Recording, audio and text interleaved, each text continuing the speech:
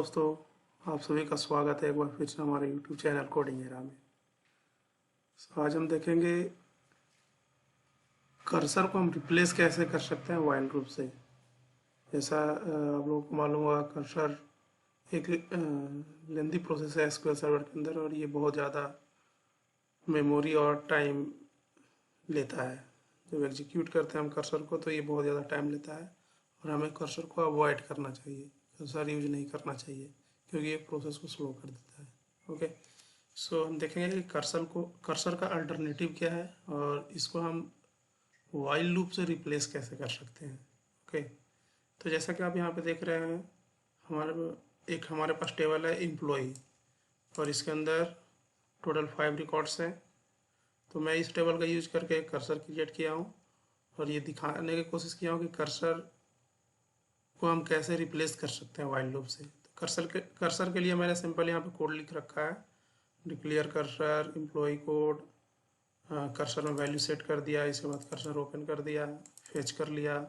इसके बाद हम चेक कर रहे हैं फेच स्टेटस, और सिंपल हमने एक प्रिंट मैसेज दे दिया है, print my emp code equal to @emp code, fetch next and close cursor deallocate cursor. तो ये हमारा वर्क कर रहा है। ओके, तो एक बार मैं एग्जीक्यूट कर लेता हूँ इस कोड को, तो आप देखेंगे ये हमारा प्रॉपर वर्क कर रहा है, कर्सर प्रॉपर वर्क कर रहा है। ओके, तो हमें ये देखना है कि इसको हम रिप्लेस कैसे कर सकते हैं। कर्सर के अलावा कर्सर के अल्टरनेटिव क्या है, कर्सर अगर हम नहीं लिखना चाहते हैं तो हम क्या करें, क्या लिखें उसकी जगह पे।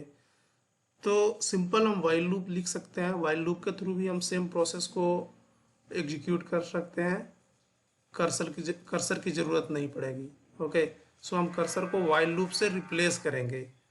तो सबसे पहले मैं कोड लिख देता हूँ स्टेप बाय स्टेप, एक एक लाइन। आप ध्यान से देखिएगा, यहाँ पे वीडियो को स्किप मत कीजिएगा, अदरवाइज आपको समझ में नहीं आएगा। ओके, सो सेम जो काम यहाँ पे कर्सर कर रहा है वही प्रोसेस को मैं वाइल लूप के थ्रू करूँगा, कर्सर की ज़रूरत नहीं पड़ेगी। ओके, तो चलिए मैं स्टार्ट करता हूँ। तो सबसे पहले मैं कुछ वेरिएबल डिक्लेयर कर लेता हूँ। डिक्लेयर रिकॉर्ड काउंट, ये मुझे रिकॉर्ड टोटल कितने रिकॉर्ड्स हैं टेबल के अंदर उसको स्टोर करने के लिए मैंने वेरिएबल ले लिया, और एक लूप चलाने के लिए एक और मैं वेरिएबल ले लेता हूँ, let's say I int. Okay, और एक मैं वेरिएबल डिक्लेयर कर लेता हूँ टेबल टाइप का, दैट इज टेम्प टेबल। इसके अंदर मैं एक कॉलम रखता हूँ आईडी, इससे इसका डेटा टाइप इंट दे देता हूँ, एंड आइडेंटिटी से बना देता हूँ, ताकि ये इसके अंदर जब मैं वैल्यू डालूँ इस टेबल के अंदर तो एक ऑटो जनरेटेड कॉलम आ जाए जिसके अंदर सीक्वेंस में मुझे नंबर 1 2 3 4 मिल जाए। ओके, इसके बाद मैं लेता हूँ emp कोड वैरकर टेल। ओके, सो हमारे पास एक टेबल वेरिएबल क्रिएट हो चुका है जिसके अंदर 2 कॉलम है, आईडी और emp कोड। अब मैं वैल्यू टोटल कितना रिकॉर्ड आया टेम्प टेबल में वो मैं सिलेक्ट कर लेता हूँ। सो सिलेक्ट रिकॉर्ड, मैं इस वेरिएबल में स्टोर करूँगा टोटल कितने रिकॉर्ड आ रहे हैं। So count emp code from temp, इससे पहले मैं टेम्प टेबल वैल्यू को स्टोर कर लेता हूँ। Okay, so insert into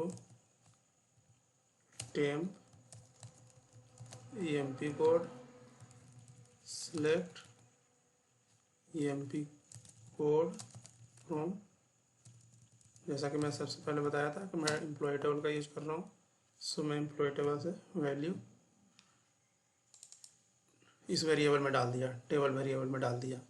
okay, अब मैंने नेक्स्ट लाइन में मैंने सेलेक्ट कर लिया है टोटल कितने रिकॉर्ड्स हैं। तो एक वेरिएबल में स्टोर हो गया कि टोटल इस वेरिएबल में, टेबल वेरिएबल में टोटल कितने रोज हैं वो हमारे पास आ चुका है रिकॉर्ड काउंट में। मैं इसका आई का इनिशियल वैल्यू सेट कर दे रहा हूँ 1, ओके। सो अब मैं यहाँ पे वाइल लूप चलाऊंगा, while at the rate record count greater than equal to I. Okay, इसके बाद मैं बिगिनर लिख लेता हूँ एंड यहाँ पे मैं सेलेक्ट करूँगा emp code from table variable. So select emp code, मैं एक वेरिएबल emp कोड डिक्लेयर कर लेता हूँ at the rate emp code varchar 10। Okay, so मैं इसके अंदर करेंट emp कोड फेच करूँगा। वाइल लूप जब चल रहा है तो अभी करेंट कौन से रोज पे हमारा पॉइंटर है। Okay, so select emp code from temp. अब मैं यहाँ पे आइडेंटिटी कॉलम जो मैंने लिया था उसका मैं यूज़ करूँगा। सो वेयर आईडी, मैंने आईडी यहाँ पे लिया था आइडेंटिटी, और इसमें जैसे ही वैल्यू मैंने इंसर्ट किया तो इसमें ऑटो नंबर जनरेट हो चुका है। सो आईडी इक्वल टू आई को मैंने 1 से इनिशियलाइज किया है। ओके, सो फर्स्ट टाइम जब ये चलेगा तो हमें इस टेबल से जो पहला रिकॉर्ड जिसकी आईडी 1 होगी वो मुझे मिल जाएगा। और मैं यहाँ पे लिख देता हूँ print my emp code is at the rate emp code. So हमारे पास emp कोड में करेंट emp कोड आ चुका है। ओके, अब मैं आई को इंक्रीज कर दूंगा। So set at the rate I equal to at the rate I plus 1। Okay, so हमारा ये रेडी हो चुका है। तो जब मैं इसको एक बार एग्जीक्यूट करूँगा तो आप देखेंगे आउटपुट क्या आता है। ओके, सेम आउटपुट आ रहा है जो हमें कर्सर से मिला था। सो इस तरीके से हम कर्सर को रिप्लेस कर सकते हैं वाइल लूप से। ये हमेशा कर्सर से फास्ट एग्जीक्यूट करेगा, टाइम कम लेगा, एग्जीक्यूशन फास्ट होगी। सो हमें जहाँ तक हो सके हमें कर्सर को अवॉइड करना चाहिए स्क्वायर के अंदर। कर्सर की जगह पे हम वाइल लूप लिख सकते हैं और ये भी बिल्कुल वैसा ही काम करेगा जैसे कर्सर काम करता है।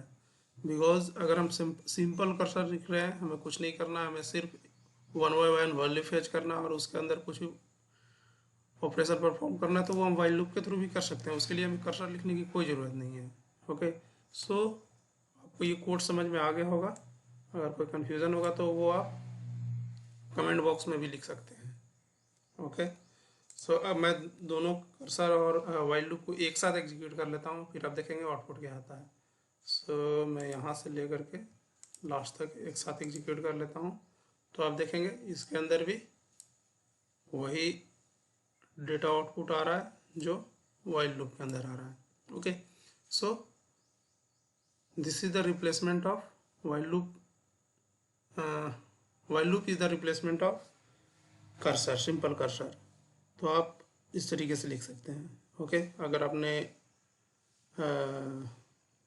अभी तक चैनल को सब्सक्राइब नहीं किया है तो आप प्लीज़ सब्सक्राइब कीजिए, बेल आइकन प्रेस कीजिए, सो दैट मेरे नए वीडियोस का जो भी नोटिफिकेशन हो वो आपको एट ए टाइम मिल जाए। ओके, धन्यवाद।